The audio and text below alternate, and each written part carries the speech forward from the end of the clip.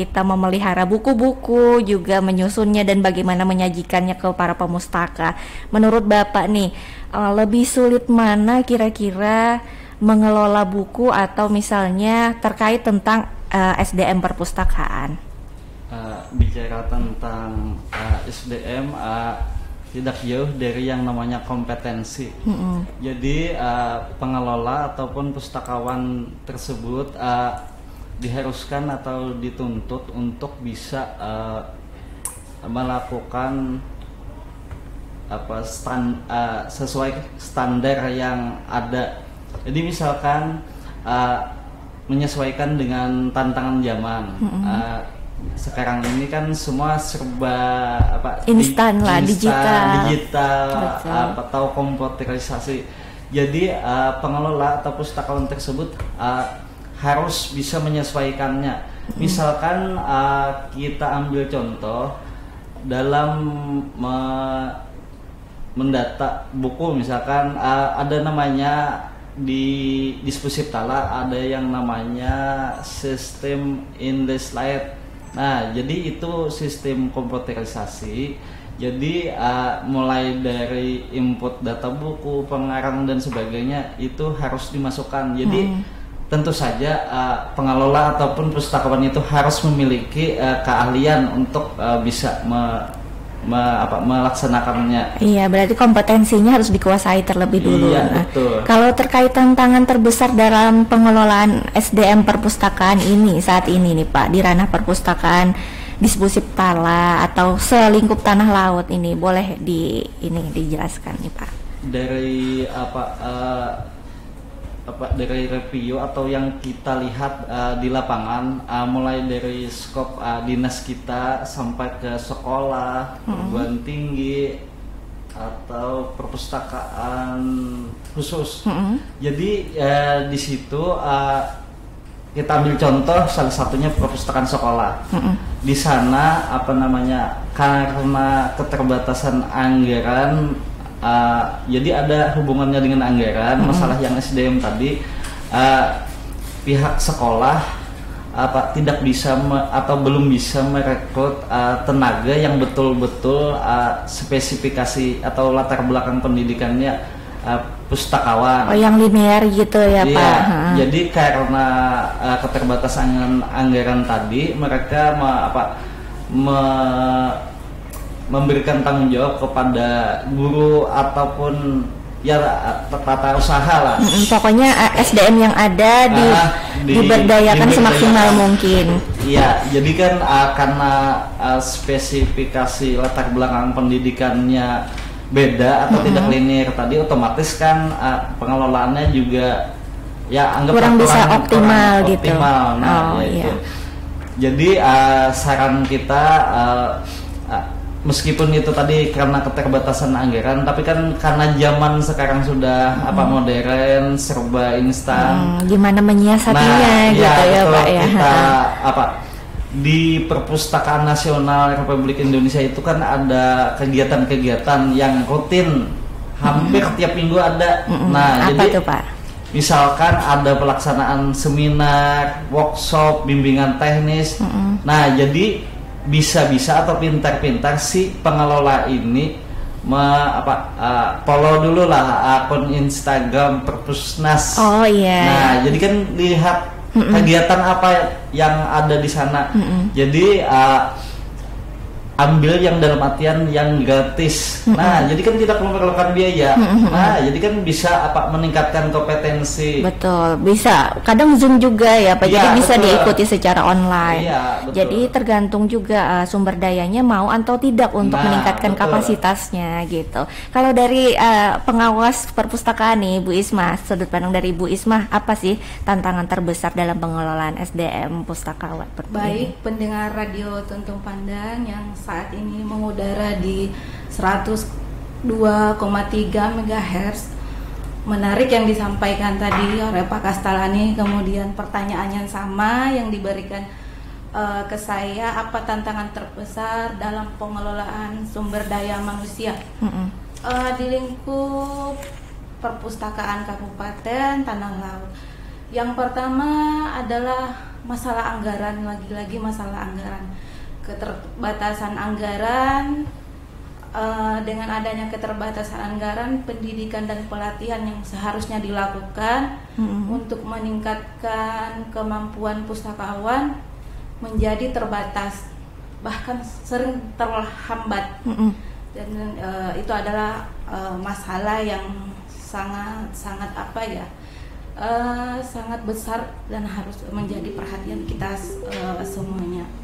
Yang kedua itu kurangnya pelatihan profesional. Di era digital, pustakawan harus memiliki keterampilan yang lebih dari sekedar mengelola buku. Dan selanjutnya adalah stigma atau persepsi publik.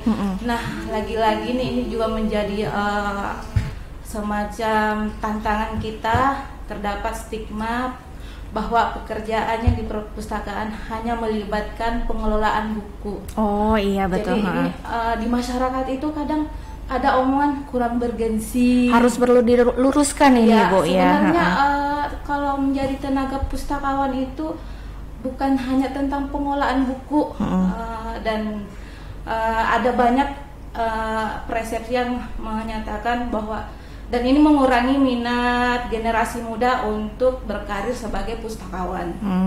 Padahal di perpustakaan itu selain kita sebagai pustakawan, terus kita bisa mengelola buku, banyak karir-karir yang bagus di pustakawan, menjadi pustakawan.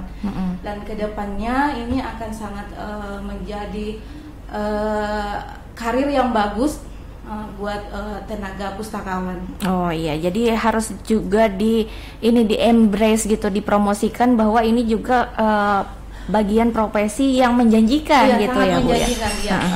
Untuk untuk dipilih bagi yang untuk anak-anak yang ragu atau yang masih milih-milih jurusan apa, ayo pilih jurusan perpustakaan. Oke, nah kalau misalnya terkait tentang tantangan rekrutmennya itu sendiri, rekrutmen perpustakaan gitu atau pustakawan yang kompeten dan sesuai kebutuhan layanan pengguna, khususnya di Kabupaten Tanah Laut ini, ada nggak gitu datanya terkait tentang kebutuhannya gimana, supply, apakah tenaga pustakawannya seperti apa gitu, Pak?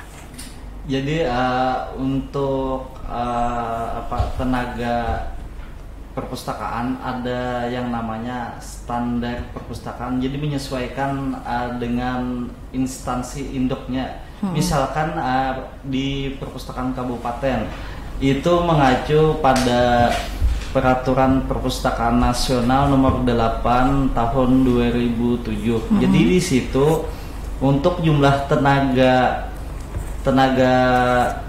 teknis atau staf lah perpustakaan kabupaten 1 berbanding 25.000 jiwa. Oh.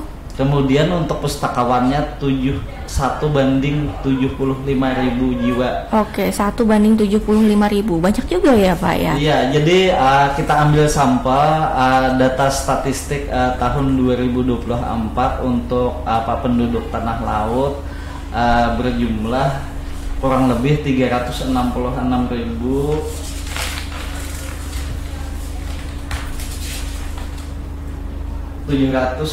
jiwa. Jadi di situ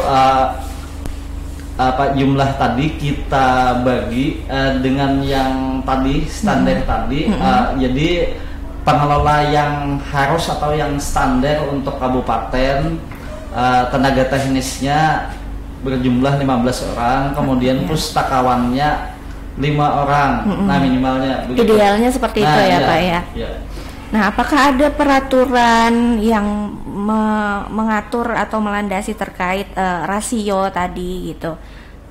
Iya, ya, yang tadi masing-masing, misalkan perpustakaan kabupaten mengacu pada SNP, Standar Nasional Perpustakaan,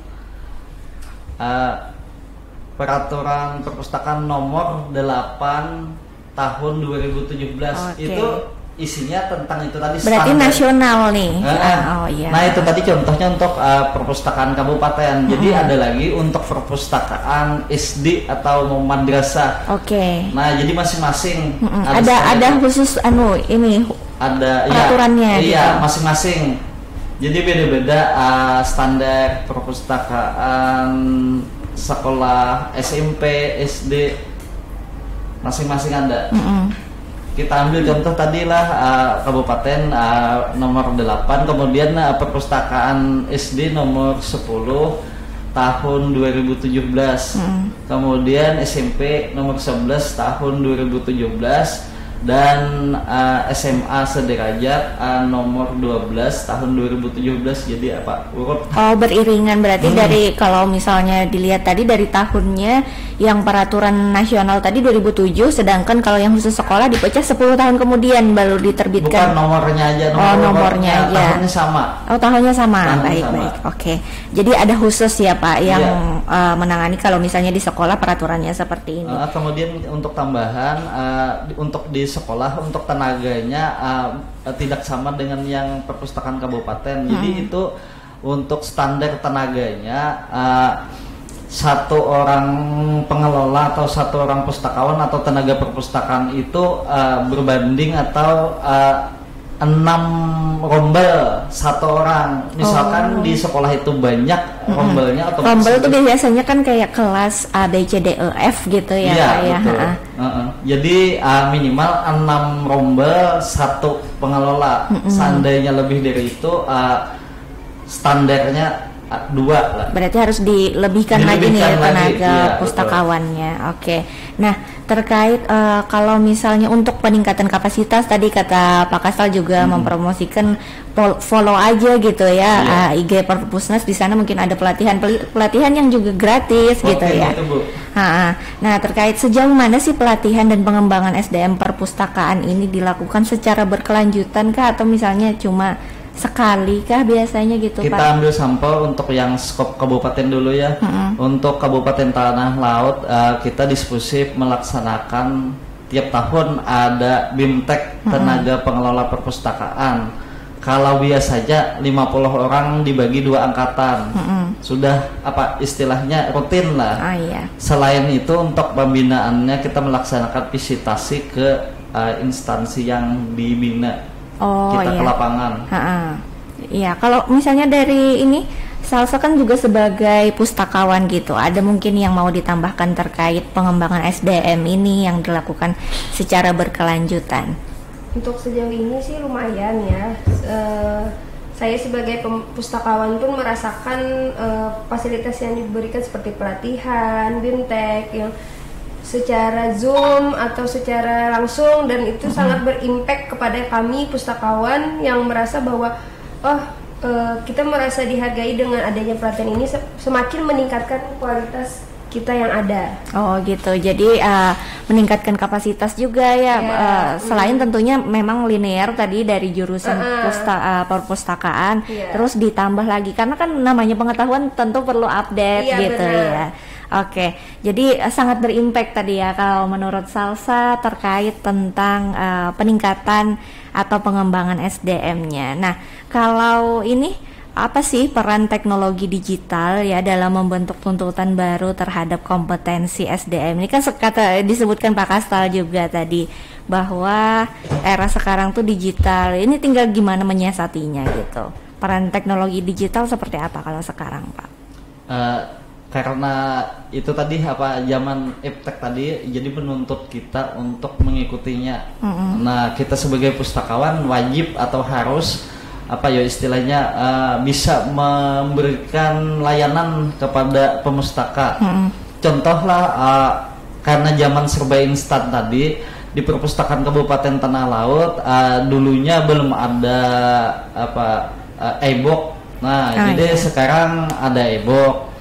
Kemudian kita sebagai pustakawannya misalkan tidak memiliki koleksi, taruhlah judul bukunya kita bisa sebagai pustakawan atau tenaga pengelola perpustakaan kita bisa mengarahkan ke koleksi, misalkan koleksi perpustakaan nasional ada yang namanya IPusnas, kemudian ada untuk Kalsel atau provinsi Kalsel, kemudian di tanah laut namanya Diskusip Tala. Oh iya, jadi ada bentuk digitalnya juga sebagai alternatif ya. Kalau misalnya di kita belum ada koleksinya, kita juga bisa memberikan solusi alternatif gitu. Oke, mungkin dari Ibu Isma ada yang mau ditambahkan terkait tentang peran teknologi digital ini gitu. Teknologi digital saat ini masalah digital ya, di era yang serba instan. Betul. Yang kata anak-anak apa ya, Gen Z ya, yang Gen Z. Nah, rekan dengar Radio Tuntung Pandang, sekarang ini Dinas Perpustakaan dan Kearsipan Kabupaten Tanah Laut sudah meluncing aplikasi Diskusip. Jadi Bapak Ibu ataupun rekan dengar yang ingin membaca buku tidak harus ke perpustakaan, tapi bisa login ke aplikasi Diskusip. Di sana rekan dengar bisa memilih buku mana yang sesuai kebutuhan Bapak Ibu untuk dibaca. Dan ini sangat memudahkan rekan dengar untuk bisa terus membaca buku meski tidak ke perpustakaan. Iya, jadi bisa dalam genggaman langsung ya di gadget kita juga. Oke, nah kalau misalnya ini ya tantangan dalam ini kan kita membahas tentang SDM tadi ya, betul. Membangun budaya kerja kolaboratif dan inovatif di lingkungan perpustakaan itu seperti apa sih Bu? Nah kalau membangunnya budaya kerja kolaboratif di lingkup pemerintah Kabupaten Tanah Laut, khususnya di Dinas Perpustakaan dan Kearsipan Kabupaten Tanah Laut, kolaborasi inovatif dapat dieksplorasi di berbagai bidang. Yang pertama, kerjasama dengan lembaga pendidikan seperti sekolah dan universitas dapat mengoptimalkan potensi perpustakaan sebagai pusat pembelajaran. Yang kemudian kita bisa bekerja sama dengan dinas pendidikan, kemudian bekerja sama dengan pemerintah juga, dengan lembaga-lembaga pendidikan yang ada di Kabupaten Tanah Laut. Kemudian kita bisa bekerja sama dengan bagian hukum untuk sama-sama duduk bersama dalam mengembangkan kolaboratif kerjasama dalam inovatif. Nah, yang kedua itu kolaborasi dengan komunitas lokal. Ini juga sangat penting rekan dengar. Jadi Bapak Ibu yang punya komunitas, yang anak-anak muda yang punya komunitas, bisa datang ke Dinas Perpustakaan dan Kearsipan Kabupaten Tanah Laut. Kami sangat membuka kesempatan atau welcome gitu welcome banget dengan komunitas-komunitas lokal atau seperti organisasi masyarakat, kelompok seni, kemudian aktivitas-aktivitas seperti jika nanti ada festival buku, kita bisa bekerja sama. Jadi banyak bisa kegiatan yang bisa kita explore gitu ya, insya Allah. Semoga Diskusip Tala kedepannya bisa untuk mengakomodasi hal tersebut gitu ya. Jadi intinya kolaborasi dan inovasi tadi. Nah, karena tak terasa ya kita sudah sampai di penghujung acara, hampir pukul 11 nih. Harapan dan rekomendasi untuk peningkatan SDM perpustakaan khususnya di Kabupaten Tanah Laut kedepannya gimana Pak? Harapan kita dalam kesempatan ini kami pribadi maupun kedinasan mengajak semua pihak untuk bersama mengembangkan perpustakaan baik dari segi tenaga maupun yang lainnya. Jadi contoh kita ucapkan terima kasih kepada Dinas Pendidikan yang telah memfasilitasi perpustakaan di sekolah. Kemudian ada pemerintah PMD atau Dinas Pemerintah Desa dalam mendorong perpustakaan desa, misalkan menganggarkan honorarium dan lain-lainnya itulah untuk penunjangnya gitu ya. Jadi kita mengajak itu tadi semua dinas terkait dan ucapan terima kasih yang tak terhingga dan bersama-sama untuk mengembangkan perpustakaan. Iya, jadi karena ini pentingnya juga literasi gitu ya sebagai salah satu bentuk dukungannya. Kalau dari Ibu Isma, harapan dan rekomendasinya?